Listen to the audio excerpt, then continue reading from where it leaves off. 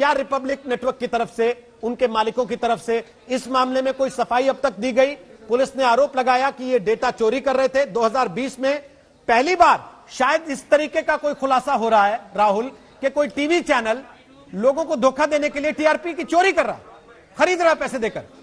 काफी समय से न्यूज में ये सोच थी कि जिस तरीके से रेटिंग्स हर गुरुवार को आ रही हैं उसमें कुछ गड़बड़ है, लेकिन लोगों का शक था, कोई सबूत नहीं। अब मुंबई के पुलिस कमिश्नर ने यह दावा किया है कि उनके पास ये पुख्ता सबूत है कि रिपब्लिक टेलीविजन और उसके मालिक, उसका संपादक लोगों को पैसा दे रहा था। और इसमें गौर करने वाली बात यह है कि ये लोग वो लोग हैं जिनमें से कईयों को अंग्रेजी आती नहीं, लेकिन अंग्रेजी के चैनल देख रहे थे क्योंकि उनको पैसे दिए जा रहे थे। हंसा रिसर्च वो रिसर्च एजेंसी है, जैसे टैम होती है या फिर हम लोग एक्सेस के साथ काम करते हैं, एक रिसर्च एजेंसी है जिसके जो कर्मचारी हैं वो अलग अलग घरों में जाके देखते हैं कि आपने पिछले हफ्ते किस चैनल को देखा। तो अगर आपको मालूम हो कि किसके घर में वो डब्बा लगा हुआ है तो आप उनको पैसा देकर फिक्सिंग करने की कोशिश कर सकते हैं।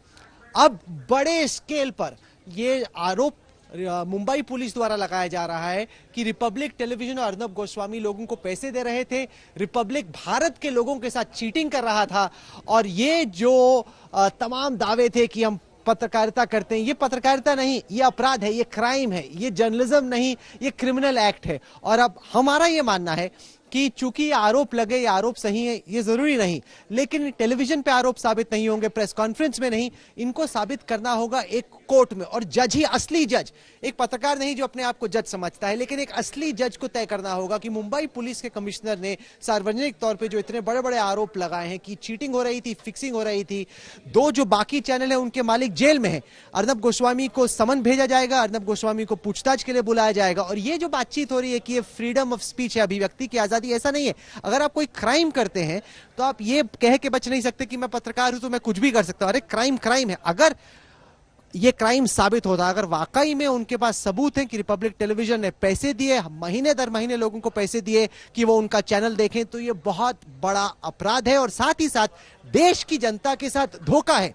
पिछले 18 साल से लगातार आज तक देश का नंबर 1 चैनल रहा है, लोगों का विश्वास रहा है हमारी कवरेज पर, हमारी पत्रकारिता पर। अब एकाएक कुछ लोगों को अलग, और ये याद रखिए केवल मुंबई पर तहकीकात हुई है, बाकी जगहों पर भी हो सकता है। लगातार अपने दर्शकों से कि 18 साल का भरोसा, उसको हम टीआरपी में यानी कि टेलीविजन रेटिंग पॉइंट में आंकते ही नहीं, हम ट्रस्ट रेटिंग पॉइंट में आंकते हैं। वो ट्रस्ट रेटिंग पॉइंट अपने आप बताता है। इसलिए बजाय न्यूज चैनल के आपसी मुकाबले के आशुतोष, इस वक्त का बड़ा सवाल तो यह कि आप लोगों के साथ अगर इस तरीके का फर्जीवाड़ा कर रहे हैं, आप घरों में पैसे देकर जिन मशीनों से रेटिंग काउंट होती है वहां लोगों को कह रहे हैं कि बैठिए और हमारा चैनल लगा के छोड़ दीजिए, तो आपकी बाकी बातों को कैसे मान्यता दे दें देश के लोग जिनके साथ आप इतना बड़ा धोखा कर रहे हैं? कैसे मान लें कि आप बाकी सब जो दिखाते हैं वो सच दिखाते हैं, उसमें मिलावट नहीं करते?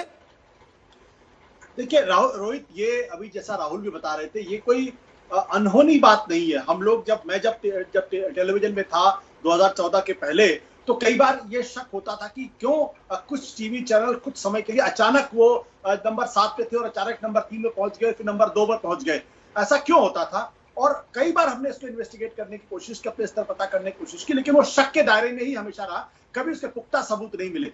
पहली बार ऐसा हो रहा है जब मुंबई पुलिस ने या किसी देश की एक पुलिस ने इस बारे में जानकारी इकट्ठा की, और जानकारी इकट्ठा करने के बाद अब वो पब्लिकली इस बात को कह रहे हैं कि हाँ, इस तरीके का एक फर्जीवाड़ा चल रहा था। तो सवाल दो है। पहला सवाल ये कि ये जो पूरा का पूरा खेल है, जितना मैं समझता हूं, उसमें एक तर्क पैदा किया जाता। तर्क क्या पैदा किया जाता है कि अगर कल कोई मुझसे पूछे कि आप अचानक नंबर 3 से नंबर 4 से आप नंबर 1 चैनल कैसे बन गए, या नंबर 2 से नंबर 1 चैनल कैसे बन गए, तो कम से कम आपके पास एक तर्क होना चाहिए।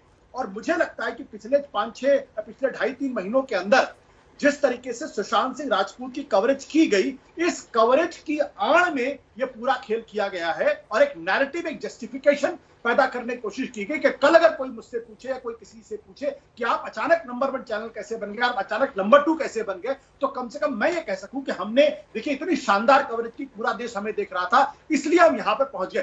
तो जो पूरा का पूरा खेल है, इसका ये कोई छोटा मोटा षड्यंत्र नहीं होता, ये बड़ा षड्यंत्र होता है। और जिस तरीके से राहुल ने भी वो जानकारी दी है कि जो डब्बे होते हैं आपको सिर्फ उन डब्बों को पता करना होता है, और उन डब्बों पे जहां पे कि अगर आप टीवी चैनल्स को अगर आप 24 घंटे खुला रख दें तो अचानक आपको स्पाइक मिल जाता है। तो बिल्कुल सही बात है, इसीलिए मैं बार बार कहता रहा हूं कि टीआरपी को पूरी तरीके से जो है ये बहुत सही आकलन नहीं होता किसी का।